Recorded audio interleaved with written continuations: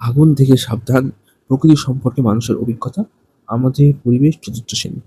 পুজোর ছুটির পর স্কুল খুলেছে। অমিত স্কুলে আসেনি। বাজে বাজি ফাটাতে গিয়ে ওর হাত পুড়ে গেছে। দিদিমণি বললেন, বাজি, পটকা এসব দাহ্য বস্তু সাবধানে নাড়াচাড়া করা উচিত। সোহম দিদিমণিকে জিজ্ঞেস করল, দিদি, হ্যাঁ, দাহ্য বস্তু কি? দিদিমণি বললেন, যেগুলো আগুনে লাগালে সহজে জ্বলে ওঠে ও অল্প সময় পুড়ে শেষ হয়ে যায়। হ্যাঁ, দহন মানে পোড়া, সেই থেকে এসেছে দাহ্য কথাটা। হ্যাঁ, মানুষই বলল, খড়, শুকনো পাতা, বিচালি, কেরোসিন, পেট্রোল, বাজি তৈরির মশলা, এগুলো তো দাহ্য বস্তু। বাড়ির বড়দের সঙ্গে আলোচনা করে তোমাদের বাড়িতে যে যে দাহ্য বস্তু আছে তার নাম নিচে লেখো। তারপরে কি বলছে, চারপাশের পড়ে থাকা আবর্জনা। বলছে, দিদিমণি বললেন, পাশের ছবিটা ভালো করে দেখো। আমাদের ফেলে দেওয়া জিনিস সম্বন্ধে তোমাদের কি ধারণা হচ্ছে? করিম বল, দিদি, ছবিটাতে বেশ কিছু নোংরা জিনিস পড়ে রয়েছে, সেটা সঙ্গে প্লাস্টিকও আছে। দিদিমণি বললেন, তোমরা ঠিকই ধরেছো, এই নোংরাগুলোর বজ্র পদার্থ বলা হয়। কি বলে এগুলোকে? বজ্র পদার্থ। হুম। বর্জন করা বা ফেলে দেওয়া হয় বলে এগুলোর নাম কি? বজ্র। ঠিক আছে? তোমরা দেখবে কিছু বর্জ্য পদার্থ জমিয়ে রাখলে, যেমন কাগজ, হ্যাঁ, নানা কাজের খোসা প্রভৃতি, হ্যাঁ, পচে উম, দুর্গন্ধ বেরোয়। হ্যাঁ, তোমরা কিছু বর্জ্য পদার্থ মাটিতে মিশে যায় না। হ্যাঁ, যেমন প্লাস্টিকের বোতল, হ্যাঁ, কাঁচের টুকরো, প্লাস্টিকের প্যাকেট, টিনের কৌটো। যাও, এখান থেকে জিনিস মাথায় এলো, এই যে বিভিন্ন আবর্জনা, কি কি বজ্র পদার্থ আছে, ঠিক আছে, যেগুলো মাটিতে মিশে যায়, যেগুলো মাটিতে মেশে না, এগুলো এখান থেকে একটা ছোট্ট থেকে ডেমো তৈরি করা যেতে পারে। বোঝা গেল? তারপরে কি বলছে দেখুন, বলছে, সাপের কামড় থেকে সাবধান। বলছে, মিনু ক্লাসে ঢুকে দিদিমণিকে বলল, ক্লাস আমাদের, হ্যাঁ, পাড়ায় একজন কাল আমাদের পাড়ায় একজন হুম সাপে কামড়েছে। সবাই দেখলো, সবাই বলল, খুব বিষাক্ত সাপ। বিষাক্ত মানে কি দিদি? দিদিমণি বললেন, আসলে সাপের দাঁতের নিচে, হ্যাঁ, বিষথলিতে বিষ থাকে। কোথায় থাকে? দাঁতের নিচে বিষথলিতে বিষ থাকে। হ্যাঁ, তারা নিজেদের বাঁচাতে মানুষকে কামড়ায়। হ্যাঁ, তখনও কামড়ানো জায়গায় ওই বিষ ঢেলে দেয়। এরকম জিনিস শরীরে প্রবেশ করলেই জ্বালা যন্ত্রণা শুরু হয়। হ্যাঁ, কয়েক মুহূর্ত পরে ওই স্থান, হ্যাঁ, ফুলে ওঠে। সাপের মতো অনেক প্রাণী দাঁতের নিচে বা হুলে বিষ থাকে। হ্যাঁ, এরা সবাই বিষাক্ত প্রাণী। বিষাক্ত প্রাণী জিনিসটা কেটে নিয়ে মোটামুটি ছোট্ট এরা বলা যেতে পারে। কি বলছে, পরের দিন দিদিমণি ছাত্রছাত্রীদের কয়েকটি ছবি দেখালেন। বিষাক্ত সাপ কামড়ালে কি কি করতে হবে তার সম্পর্কে কিছু ছবি দেখানো। তারপর বললেন, ছবিগুলো দেখে, হ্যাঁ, আর বিষয়বস্তুর ডান দিকে লেখো। যেমন বললেন, বিষাক্ত সাপ কামড়ালে সবসময় আহ সময় মতো চিকিৎসা না হলে মানুষ মারাও যেতে পারে। এসব দেখি সাপের কামড়ালে আমরা কি করতে পারি।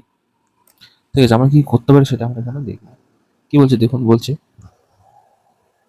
ক্ষতস্থানে আহ বিষ দাঁত লেগে থাকলে তা হালকাভাবে তুলে ফেলা। ক্ষতস্থানে জল দিয়ে ভালো করে ধুয়ে ফেলা দরকার।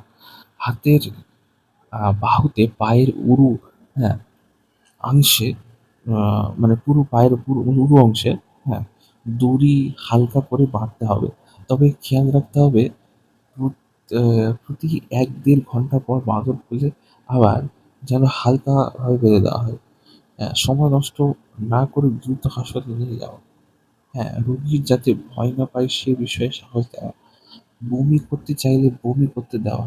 শ্বাসকষ্ট হলে মুখ লাগিয়ে শ্বাস দেওয়া। বোঝা যাচ্ছে? তারপর কি বলছে দেখুন, রোগ সারাতে কাজ। বলছে, তাই ক্লাসে এসে দিদিমণিকে বলল, হুম, "টুকাই আজ স্কুলে আসবে না।" কেন আসবে না? দিদিমণি জিজ্ঞাসা করলেন, কেন? টুটাই বলল, কাল খেলার সময় ওর পায়ে খুব জোর লেগেছে। সকালে ওর বাড়িতে গিয়ে দেখলাম ওর পা ফুলে গেছে। ওর মা, হ্যাঁ, টুকাইয়ের পায়ে চুন হলুদ গরম করে লাগিয়ে দিচ্ছেন। চম্পা বলল, আমরা গলা ব্যথা হলে মা আমাকে বাসন সরি বাসক পাতা, মিছরি, গোলমরিচ করে ফুটিয়ে, হ্যাঁ, গরম জলটা খেতে দেন। দিদিমণি সব কথা শুনে বললেন, কিছুদিন আগে আমার পায়ে এমন লেগেছিল যে পায়ে পা ফেলতেই পারছিলাম না। হ্যাঁ, আমার দিদি কোথা থেকে, হ্যাঁ, রাং রাংচিতার ডাল নিয়ে এলেন।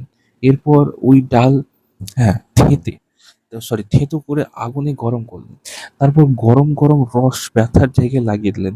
দুদিন এইভাবে করলাম, তারপর দেখি ব্যথা অনেক কমে গেছে। তারপরে কি বলছে দেখুন, নিচের আহ, রোগগুলির জন্য প্রাথমিকভাবে কোন কোন ধরনের গাছপালা ব্যবহার করা হয়, হ্যাঁ, বড়দের সঙ্গে আলোচনা করে তার নিচে লেখো।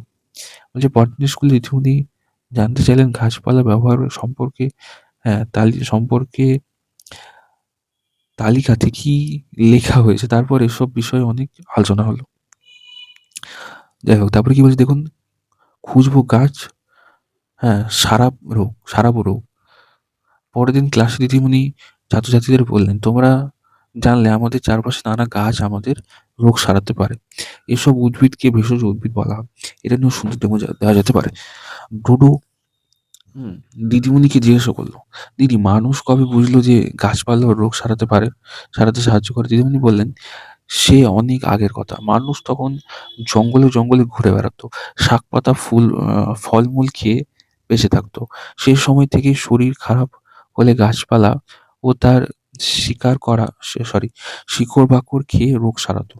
শিখর দিদিমণিকে বলল, আমার দাদু একদিন, হ্যাঁ, বাবার সঙ্গে গাছপালা ও ভেষজ উদ্ভিদ নিয়ে আলোচনা করছিলেন। দিদিমণি বললেন, তোমার দাদু ঠিকই বলেছেন, এমন কোনো গাছ প্রায় নেই যার কোনো ভেষজ গুণ নেই। তাই গাছপালা চেনাটা আমাদের খুব জরুরি। নিচের তালিকায় কিছু ভেষজ গাছের ছবি দেওয়া হলো। এই গাছগুলো তোমরা তোমার এলাকায় থেকে জোগাড় করার চেষ্টা করো।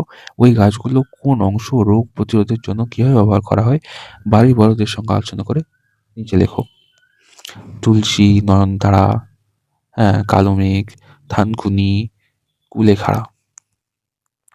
তারপরে কি বলছে, এলাকার গাছ ওষুধ 12 মাস। হ্যাঁ, এলাকার গাছ ওষুধ 12 মাস। বলছে করিম দিদিমণিকে বলল, দিদি, আমাদের এলাকায় একটা বড় অর্জুন গাছ আছে। অনেক লোক গাছের ছাল নিয়ে যায়। হ্যাঁ, ওনাদের জিজ্ঞাসা করলে বলেন এই গাছের ছাল, হ্যাঁ, জলে ভিজিয়ে খেলে নাকি হার্টের অসুখ সেরে যায়। দিদি, বিমল বিমল কবিরাজ বললেন, অর্জুন গাছ কেন এরকম? অনেক গাছ আছে যারা যার নানা অংশ নানা রোগ সারাতে ব্যবহার করা হয়। বিভিন্ন রোগে ব্যবহার করা হয় এমন গাছপালা জোগাড় করো আর ছবি আঁকো, নিচে লেখো। বলছে সিংকোনা গাছ কি? সিংকোনা গাছের কোনো অংশ ছাল কি হয়, তেতো ট্যাবলেটের মতো করে বানানো থাকে।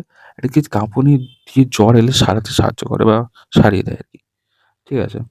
তারপরে হচ্ছে হারিয়ে যাওয়া ভেষজ গাছের খোঁজে। যাই হোক, তো আজকে আমরা কমপ্লিট করলাম হচ্ছে 266 পেজ অব্দি। ভিডিওটা ভালো লাগলে অবশ্যই লাইক করবেন, চ্যানেলটা সাবস্ক্রাইব করবেন। অনেকগুলো কনটেন্ট অলরেডি দেওয়া রয়েছে, অনেকগুলো ডেমো দেওয়া রয়েছে, এগুলো গিয়ে আপনারা দেখতে পারেন। বিভিন্ন স্কিম, বিভিন্ন জবের নোটিফিকেশন রিলেটেড যে লেটেস্ট আপডেটগুলো আসে আমাদের ওয়েস্ট বেঙ্গলের জন্য এবং ন্যাশনালের জন্য যে ভ্যাকেন্সিগুলো আছে সেগুলো নিয়ে এই চ্যানেলে আলোচনা করা হয়, সেগুলো জানার জন্য অবশ্যই চ্যানেলটা সাবস্ক্রাইব করে রাখবেন। অল দ্য বেস্ট সকলকে এবং থ্যাংক ইউ ভিডিওটা দেখার জন্য।